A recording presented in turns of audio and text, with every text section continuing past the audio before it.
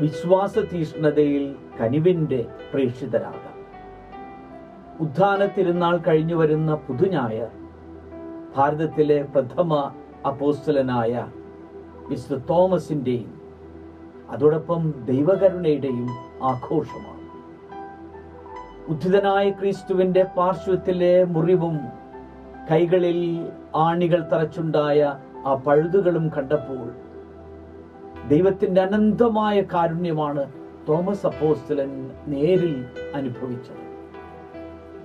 തനിക്കായി തന്റെ നാഥൻ ഏറ്റെടുത്ത ത്യാഗവും മുറിവുകളും. പത്രോസിന്റെ 1-ാം ലേഖനം 2-ാം അധ്യായം 24-ാം വാക്യത്തിൽ നാം വായിക്കുന്ന ഇതാണ്: അവന്റെ മുറിവിനാൽ നാം സൗഖ്യമുള്ളവരാക്കപ്പെടും. കുരിശിലെ അത്യാഗബലിയും മഹാകാരുണ്യവും ക്രിസ്തുവിന് 7.5 നൂറ്റാണ്ടുകൾക്ക് മുൻപ് തന്നെ ഇസയാസ് പ്രവാചകൻ പ്രവചിച്ചിരുന്നു. നമ്മുടെ വേദനകളാണ് യഥാർത്ഥത്തിൽ അവൻ വഹിച്ചത്. നമ്മുടെ ദുഃഖങ്ങളാണ് അവൻ ചുമന്നത്. നമ്മുടെ അതിക്രമങ്ങൾക്ക് വേണ്ടി അവൻ മുറിവേൽപ്പിക്കപ്പെട്ടു. നമ്മുടെ അതിക്രമങ്ങൾക്ക് വേണ്ടി അവൻ ക്ഷതമേൽപ്പിക്കപ്പെട്ടു. അവന്റെ ക്ഷതങ്ങളാൽ നാം സുഖം പ്രാപിച്ചു. യെശയ്യാസ് പ്രവാചകന്റെ പുസ്തകം 53-ാം അധ്യായം 5-ാം വാക്യമാണ്. അതിരുകളില്ലാത്ത ഈ അനന്ത സ്നേഹവും കാരുണ്യവും ആഴത്തിൽ അനുഭവിച്ച തോമസ് അപ്പോസ്തലൻ ഉദ്ഘോഷിച്ചതാണ്: എന്റെ കർത്താവേ, എന്റെ ദൈവമേ. ജ്വലിച്ചൊരിയുന്ന ഒരു തീ എന്നും തോമസ് അപ്പോസ്തലൻ ഹൃദയത്തിൽ സൂക്ഷിച്ചിരുന്നു. നമുക്കും അവനോട് കൂടെ പോയി മരിക്കാം എന്ന് യോഹന്നാന്റെ സുവിശേഷം 11-ാം അധ്യായം 16-ാം വാക്യത്തിൽ നാം വായിക്കുന്നു. അത് ആ ഉള്ളിലെ പ്രേക്ഷിത തീഷ്ണതയുടെ ബഹിസ്ഫുരണമാണ്. അങ്ങനെ ഭാരതത്തിന്റെ സുവിശേഷ സാക്ഷിയും ഈ മണ്ണിലെ പ്രഥമ രക്തസാക്ഷിയുമായി അപ്പോസ്തലനായ തോമസ്. ദൈവത്തിന്റെ കാരുണ്യം വിശുദ്ധ തോമസ് അപ്പോസ്തലനെ പോലെ നമ്മെയും വിശ്വാസത്തിന്റെ ധീരതയാർന്ന ഏറ്റുപറച്ചിലേക്കും സജീവ സാക്ഷ്യത്തിലേക്കും നയിക്കണം. ദൈവകരുണയുടെ അപ്പോസ്തലയായ മരിയ ഫൗസ്തീന കൊവാൽസ്ക തനിക്ക് ലഭിച്ച ആ ദൈവീക വെളിപാടുകളുടെയും ദർശനങ്ങളുടെയും വെളിച്ചത്തിൽ യേശുവുമായുള്ള സംഭാഷണങ്ങളും അതേപോലെ തന്നെ വെളിപ്പെടുത്തലുകളും divine mercy in my soul എന്ന ഡയറിയിൽ കുറിച്ചു വച്ചു. ദൈവകരുണയുടെ ഒരു സുപ്രധാന ഗ്രന്ഥമായി ഇത് ഇന്ന് ഔദ്യോഗികമായി അംഗീകരിക്കപ്പെട്ടിരിക്കുന്നു. യേശു അവളോട് നിർദ്ദേശിച്ച പ്രകാരം എന്റെ കരുണയുടെ തിരുനാൾ എല്ലാ ആത്മാക്കൾക്കും, പ്രത്യേകിച്ച് പാപികൾക്കുമുള്ള അഭയവും ആശ്രയവുമാകട്ടെ. ആ ദിവസം എന്റെ ഹൃദയത്തിലെ കാരുണ്യത്തിന്റെ ആഴങ്ങൾ ഞാൻ തുറന്നു കൊടുക്കും. എന്റെ കരുണയുടെ ഉറവിടത്തിലെത്തുന്ന ആത്മാക്കൾക്ക് ഞാൻ അനുഗ്രഹങ്ങളുടെ മഹാസമുദ്രം പകരും എന്നാണ് ആ ഡയറിയുടെ 69-ാം ഖണ്ഡികയിൽ നാം വായിക്കുക. ഈ തിരുനാളിനെ പറ്റി ഈശോ ആഗ്രഹിച്ചത് വിശുദ്ധ ഫൗസ്തീന ആ ഡയറിയിൽ മറ്റൊരവസരത്തിൽ എഴുതി: ഈ തിരുനാൾ എൻ്റെ കരുണയുടെ ആഴങ്ങളിൽ നിന്ന് ഉദിച്ചതാണ്. എൻ്റെ കരുണയിൽ വിശ്വസിച്ച് ആശ്രയിക്കുന്ന ആ ആത്മാവിന് ആ കരുണയുടെ ആഴം സ്വന്തമാക്കാനാകും. ഡയറിയുടെ 420-ാം ഖണ്ഡികയിലാണ് ഇത് വായിക്കുക. അങ്ങനെ ഈ കരുണയുടെ ഈ തിരുനാൾ ആഘോഷം വഴി ഈശോ നമുക്ക് പ്രത്യേകമായ കൃപകൾ വാഗ്ദാനം ചെയ്യുന്നു. ഒന്ന്, നമ്മുടെ പാപങ്ങളും ശിക്ഷകളും പൂർണ്ണമായി ക്ഷമിക്കപ്പെടും. അതിനായി തിരുനാളിന് മുൻപ് തന്നെ ഒരുക്കത്തോടുകൂടിയുള്ള കുമ്പസാരം നാം നടത്തണം. തിരുനാൾ ദിനം വിശുദ്ധ കുർബാനയിൽ നാം സജീവതയോടുകൂടെ പങ്കാളികളാകണം. അങ്ങനെ ദൈവകരുണയിൽ ആഴമുള്ള വിശ്വാസം നാം ഹൃദയത്തിൽ സൂക്ഷിക്കുകയും വേണം. വിശുദ്ധ ഫൗസ്തീന വഴിയുള്ള ഈ സന്ദേശത്തിന്റെ ചുരുക്കം ഇതാണ്: ദൈവത്തിന്റെ കാരുണ്യം ഏതു പാപത്തെക്കാളും ശക്തമാണ്. ഇങ്ങനെ ദൈവകരുണയുടെ ഞായർ അതിന്റെ പരമോന്നതമായ ഒരു ആഘോഷമാണ്. ദൈവത്തിന്റെ ക്ഷമയും സ്നേഹവും സഭയും ലോകവും പ്രത്യേകമായ വിധത്തിൽ അനുഭവിക്കുന്ന ഒരു ദിനമാണ് ഈ ദൈവകരുണയുടെ തിരുനാൾ ദിനം. വിശുദ്ധ ജോൺ പോൾ രണ്ടാമൻ പാപ്പ 2000 ആണ്ടിൽ മരിയ ഫൗസ്തീനയെ വിശുദ്ധയായി പ്രഖ്യാപിച്ചപ്പോൾ ദൈവകരുണയുടെ ഞായർ ആയി സഭ മുഴുവൻ ഉത്ഥാന തിരുനാൾ കഴിഞ്ഞു വരുന്ന ആ ഞായറാഴ്ച ആഘോഷിക്കണമെന്നും പ്രഖ്യാപിച്ചിരുന്നു. ദൈവത്തിന്റെ അതിരുകളില്ലാത്ത കാരുണ്യത്തെപ്പറ്റി ആധുനിക കാലഘട്ടത്തിൽ നമ്മെ ഓർമ്മിപ്പിച്ച വിശുദ്ധ ഫൗസ്തീനയുടെ ജീവിതത്തെയും അവളുടെ ആ സന്ദേശത്തിന്റെ പ്രസക്തിയെ പറ്റിയും കൂടെ നാം ഈ അവസരത്തിൽ ഒന്ന് ഹ്രസ്വമായെങ്കിലും മനസ്സിലാക്കണം. യഥാർത്ഥത്തിൽ അവൾ ഇങ്ങനെ ദൈവകരുണ പ്രഘോഷിച്ച വിശുദ്ധിയായിരുന്നു. ഹെലേന കൊവാൽസ്ക എന്ന പേരിൽ 1905 ഓഗസ്റ്റ് മാസം 25-ാം തീയതിയാണ് പോളണ്ടിലെ ബ്ലോക്കോവിയക് എന്ന ഒരു ഗ്രാമത്തിൽ ദരിദ്രരും എന്നാൽ ദൈവഭക്തരുമായിരുന്ന മാതാപിതാക്കന്മാരിൽ നിന്ന് ഒരു കർഷക കുടുംബത്തിൽ അവൾ ജനിച്ചത്.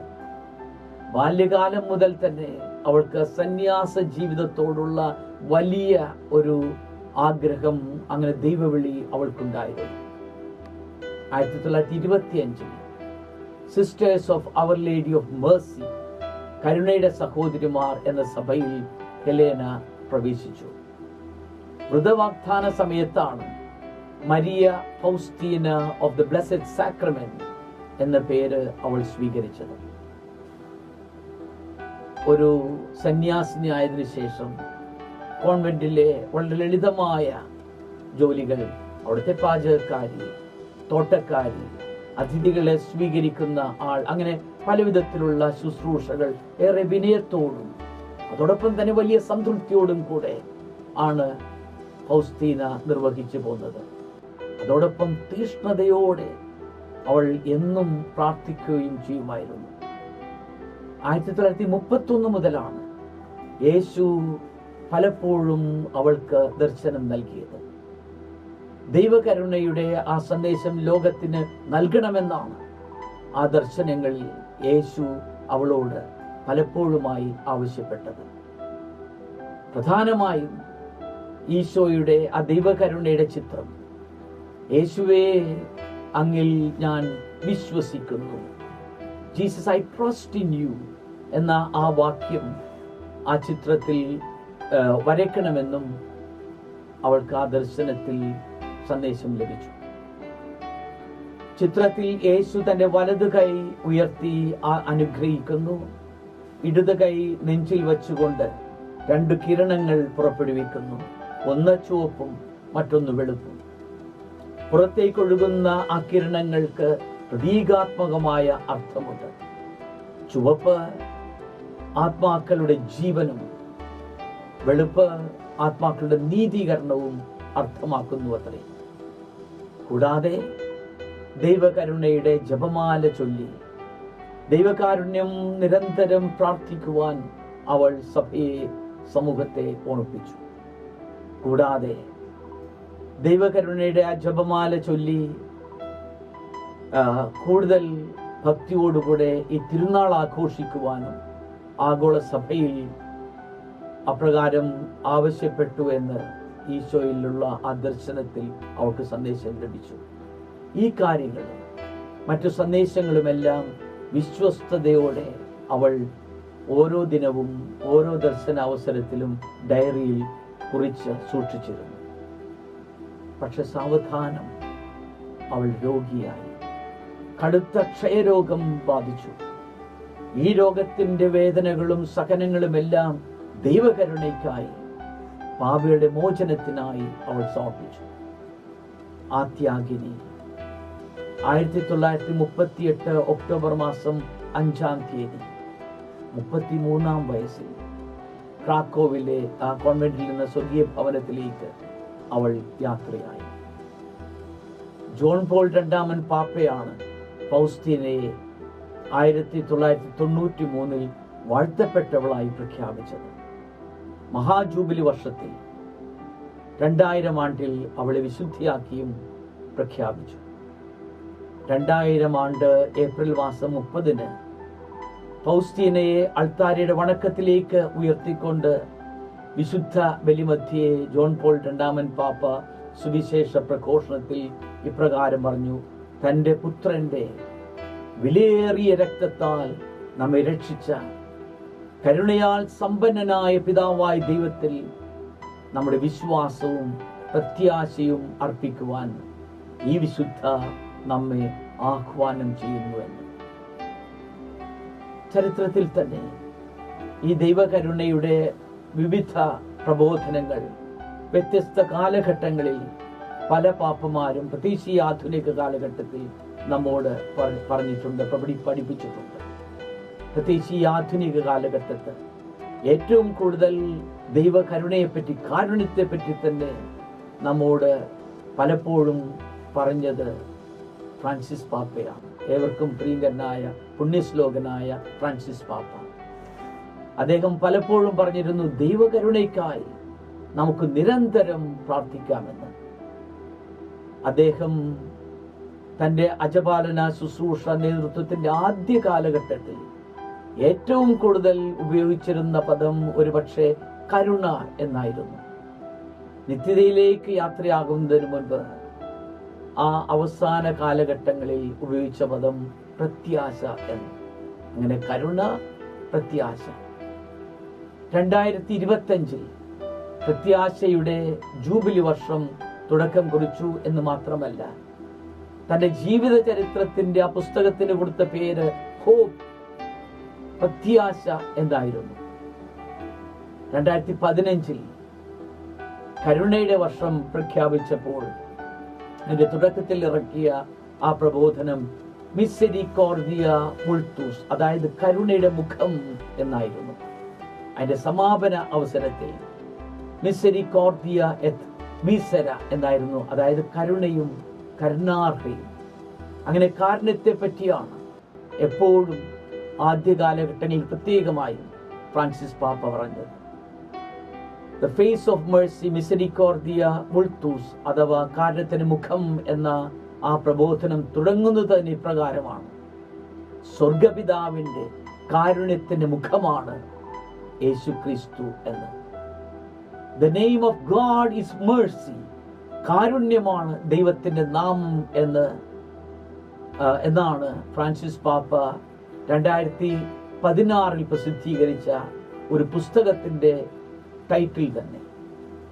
അതിന്റെ ആദ്യ അധ്യായത്തിൽ ജോൺ പോൾ രണ്ടാമൻ പാപ്പയുടെ കരുണാസമ്പന്നൻ, ദിവസ് ഇൻ മിസെരിക്കോർദിയ, കരുണാസമ്പന്നൻ എന്ന ആ പ്രബോധനം ഉദ്ധരിച്ചുകൊണ്ട് എഴുതുന്നത് ഇപ്രകാരമാണ്: സഭ ജീവിക്കുന്നത് കാരുണ്യം പ്രഘോഷിക്കാനും സാക്ഷ്യപ്പെടുത്തുവാനുമാണ്. ദിവസ് ഇൻ മിസെരിക്കോർദിയ എന്ന ആ പ്രബോധനത്തിൽ ജോൺ പോൾ രണ്ടാമൻ പാപ്പ എഴുതിയത് ഇപ്രകാരമാണ്: പിതാവിൽ നിന്ന് ലഭിക്കേണ്ട ഓഹരി സ്വന്തമായി സ്വീകരിച്ച് വീടും ആ പിതാവിൽ നിന്ന് സന്നിധിയിൽ നിന്നും വിട്ടുപോയി അന്യരാജ്യത്ത് ചെന്ന് ദൂർത്തടിച്ച് ജീവിച്ച ആ ഇളയ മകൻ ഒരർത്ഥത്തിൽ എല്ലാ കാലഘട്ടത്തിലെയും മനുഷ്യന്റെ ഓർമ്മയാണ്. പൈതൃകമായി കിട്ടിയ കൃപാവരവും ആത്മവിശുദ്ധിയുമൊക്കെ നഷ്ടപ്പെടുത്തിയ ആദ്യ മനുഷ്യൻ തുടങ്ങി നമ്മുടെ എല്ലാവരുടെയും കഥയാണതെന്നാണ് ജോൺ പോൾ രണ്ടാമൻ പാപ്പ ഓർപ്പിക്കുക. ഫ്രാൻസിസ് പാപ്പ തന്റെ മുൻഗാമി ബെനഡിക്ട് 16 പാപ്പയുടെ വാക്കുകളും ഈ ഒരു പുസ്തകത്തിന്റെ ആദ്യ അധ്യായത്തിൽ ഓർമ്മിപ്പിച്ച് കുറിക്കുന്നത് ഇതാണ്: സുവിശേഷങ്ങളുടെ കാതലാണ് കാരുണ്യം. പഴയ നിയമത്തിന്റെ തുടർച്ചയാണ് ഈ ക്രിസ്തുവിനാൽ വെളിപ്പെടുത്തിയ ഈ കാരുണ്യം. അത് രക്ഷയുടെ സ്നേഹമാണ്. അങ്ങനെ ബെനഡിക്ട് 16 പാപ്പയുടെ ആ പ്രബോധനം ഉപസംഹരിച്ചുകൊണ്ട് ഈ The Name of God is Mercy എന്ന പുസ്തകത്തിന്റെ 5-ാം പേജിൽ പറയുന്ന ഇതാണ്: സഭ പഠിപ്പിക്കേണ്ടതും പ്രവർത്തിക്കേണ്ടതും ദൈവം അനന്തമായ കാരുണ്യത്തോടെ മനുഷ്യനെ സ്നേഹിക്കുന്നു എന്നാണ്. സഭ പഠിപ്പിക്കേണ്ടതും പ്രവർത്തിക്കേണ്ടതും ദൈവം അനന്തമായ കാരുണ്യത്തോടെ മനുഷ്യനെ സ്നേഹിക്കുന്നു എന്നാണ് ഫ്രാൻസിസ് പാപ്പ ആവർത്തിച്ചു പറഞ്ഞത്. അങ്ങനെ ദൈവം കാരുണ്യമാണെന്നും ആ കാരുണ്യത്തിന് മുഖം ക്രിസ്തുവാണെന്നും പഠിപ്പിച്ച പരമാചാര്യനായിരുന്നു പുണ്യശ്ലോകനായ ഫ്രാൻസിസ് പാപ്പ. The Name of God is Mercy എന്ന പുസ്തകം തുടങ്ങുന്നത് 2013 മാർച്ച് മാസം 17-ാം തീയതി വത്തിക്കാനിലെ ഇടവക പള്ളി ബോർഗോ പിയോയിലെ വിശുദ്ധ അന്നയുടെ ദേവാലയത്തിൽ വെച്ച് പറഞ്ഞ ആ പ്രസംഗം, പ്രത്യേകിച്ച് ഫ്രാൻസിസ് പാപ്പ ആഗോള സഭയുടെ അജപാലന ശുശ്രൂഷ നേതൃത്വത്തിലേക്ക് തിരഞ്ഞെടുക്കപ്പെട്ടതിന് ശേഷമുള്ള 2ാമത്തെ സുവിശേഷ പ്രസംഗം ഉദ്ധരിച്ചുകൊണ്ടാണ്. പാപ്പ പറഞ്ഞത് ഇതാണ്: എൻ്റെ അഭിപ്രായത്തിൽ എളിമയോടുകൂടെ ഞാൻ പറയും, The message of Jesus is mercy. യേശുവിൻ്റെ സന്ദേശം കരുണയാണ്. കർത്താവിൻ്റെ ഏറ്റവും കരുത്തുറ്റ സന്ദേശമാണിത് എന്നാണ് ഫ്രാൻസിസ് പാപ്പ പറയുന്നത്. പ്രത്യേകിച്ച് ഈ The Name of God is Mercy എന്ന പുസ്തകത്തിൽ അത് വീണ്ടും ആവർത്തിച്ച് പറയുന്നു. അന്ന് പറഞ്ഞത് ഇതാണ്: കർത്താവിൻ്റെ ഹൃദയം അറിയാത്തവർക്ക് കർത്താവിൻ്റെ കാരുണ്യം പകരുന്ന ആ സന്തോഷം ഉണ്ടാകില്ല. മറ്റുള്ളവരെ വിധിക്കുന്ന സ്വഭാവക്കാരാണ് നാമെങ്കിൽ നാം നീതിമാന്മാരാണെന്നും നന്മയുള്ളവരാണെന്നും നേരായ പാതയിൽ നടക്കുന്നവരാണെന്നും നമ്മെപ്പറ്റി തന്നെ ചിന്തിക്കുന്നവരാണെങ്കിൽ കർത്താവിൻ്റെ ആശ്ലേഷവും ക്ഷമയും നമുക്ക് അനുഭവിക്കണമെന്നുള്ള ആവശ്യകത നാം തിരിച്ചറിയുന്നില്ല എന്നുകൂടെ ഫ്രാൻസിസ് പാപ്പ കൂട്ടിച്ചേർക്കുന്നു. എന്നെ ആർക്കും രക്ഷപ്പെടുത്താനാവില്ല, അത്രമാത്രം കഠിന പാപങ്ങളും പാതകങ്ങളും ചെയ്തിരിക്കുന്നുവെന്ന് ഒരിക്കൽ ഫ്രാൻസിസ് പാപ്പയോട് ഒരാൾ പറഞ്ഞത്രേ. അച്ഛാ, എൻ്റെ ജീവിതം എങ്ങനെയാണെന്നൊന്നറിഞ്ഞാൽ പിന്നെ ആരെങ്കിലും എന്നോട് ക്ഷമിക്കുമെന്ന് ഒരിക്കലും പറയില്ല. അത്ര കൊടും ക്രൂരതകളാണ് എൻ്റെ ജീവിതത്തിൽ ഞാൻ ചെയ്തിട്ടുള്ളതെന്ന് ഫ്രാൻസിസ് പാപ്പയോട് ഒരു മനുഷ്യൻ പങ്കുവച്ചു. അതിന് മറുപടിയായി പാപ്പ പറഞ്ഞത് ഇതാണ്: അത് നന്നായി. യേശുവിൻ്റെ അടുത്തേക്കൊന്ന് പോയി ചെന്ന് നോക്കുക. ഇങ്ങനെയുള്ള കാര്യങ്ങളാണ് ഈശോയ്ക്ക് ഏറ്റവും ഇഷ്ടം. കാരണം അവിടുന്ന് അതെല്ലാം മറക്കുന്നു. നമ്മുടെ പാപങ്ങളും പാതകങ്ങളെല്ലാം മറക്കുന്നു. പിന്നെ നമ്മളിങ്ങനെ കെട്ടിപ്പിടിക്കും, ആലിംഗനം ചെയ്യും, സ്നേഹത്തോടെ ഉമ്മ വയ്ക്കും. പിന്നെ പതിയെ പതിയെ നിന്റെ ചെവിയിലേക്ക് മന്ത്രിക്കും: ഞാനും നിന്നെ വിധിക്കുന്നില്ല, നീ സമാധാനത്തിൽ പോയിക്കൊള്ളുക, മേലിൽ പാപം ചെയ്യരുത്. ഈ വാക്യം തന്നെയാണ് നമ്മോടും പറയുക. ഫ്രാൻസിസ് പാപ്പ പറഞ്ഞു. ഇനി 1 മാസത്തിന് ശേഷം വീണ്ടും ഇതേ പ്രശ്നങ്ങളുമായി കർത്താവിൻ്റെ അടുത്തേക്ക് വീണ്ടും ഒന്ന് പോയി നോക്കുക. കർത്താവ് ക്ഷമ കാണിക്കുന്നതിൽ ഒരിക്കലും ക്ഷീണിതനാകുന്നില്ല. നമ്മളാണ് ക്ഷമ ചോദിക്കുന്നതിൽ മടി കാണിക്കുന്നത്. ക്ഷമായാചനയ്ക്കുള്ള അനുഗ്രഹത്തിനായി നാം നിരന്തരം പ്രാർത്ഥിക്കണം. അതാണ് ഫ്രാൻസിസ് പാപ്പ വീണ്ടും ഓർപ്പിക്കുന്നത്. നാം ക്ഷമ ചോദിക്കുന്നതിൽ മടി കാണിക്കുമെങ്കിൽ കർത്താവ് ക്ഷമിക്കുന്നതിൽ ഒരിക്കലും മടി കാണിക്കില്ല. ഇതേ പുസ്തകത്തിൽ ഫിയോദർ ദൊസ്തോയെവ്സ്കിയുടെ വിശ്വവിഖ്യാതമായ കരമസോവ് സഹോദരന്മാർ എന്ന ആ നോവലിലെ കഥാപാത്രമായ സോസിമ എന്ന വൈദികന്റെ വാക്കുകൾ ഫ്രാൻസിസ് പാപ്പ ഈ പ്രഭാഷണത്തിൽ, ഈ പുസ്തകത്തിലും ഉദ്ധരിച്ചിട്ടുണ്ട്.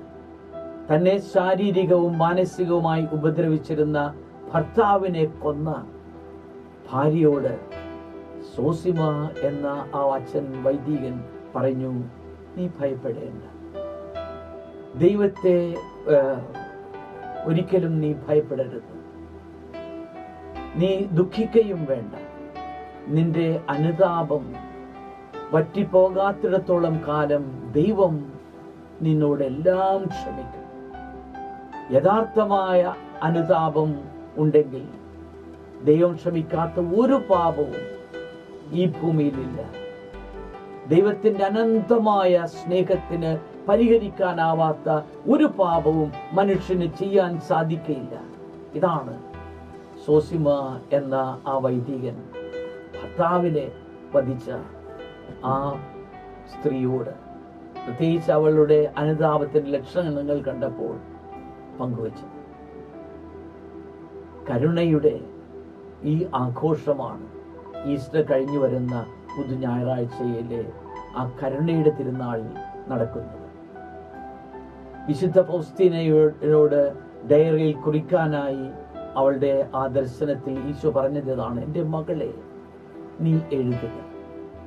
അനുതാപിയായ ഒരാത്മാവിന് ഞാൻ കരുണ തന്നെയാണ്. പാപിയുടെ കടുത്ത നികൃഷ്ടാവസ്ഥ എൻ്റെ കോപം ജ്വലിപ്പിക്കയില്ല, മറിച്ച് അനന്തമായ കരുണയാൽ എൻ്റെ ഹൃദയം അവനിലേക്കും അവളിലേക്കും അടുക്കുകയാണ് ചെയ്യുന്നതെന്ന് ഈ ഡയറിയുടെ 1739 ഖണ്ഡികയിൽ പറയുന്നു. ഈ ഡയറിയിൽ തന്നെ നാം വായിക്കുന്നത്, പ്രത്യേകിച്ച് 1448 ഖണ്ഡികയിൽ ഇപ്രകാരമാണ് വായിക്കുന്നത്: ചിത്രത്തിലെ എൻ്റെ നോട്ടം കുരിശിലെ എൻ്റെ ആ കടാക്ഷം പോലെ തന്നെയാണ്. കരുണയോടെ അവിടുന്ന് നമ്മെ കുരിശിൽ നിന്ന് കടാക്ഷിക്കുന്നു.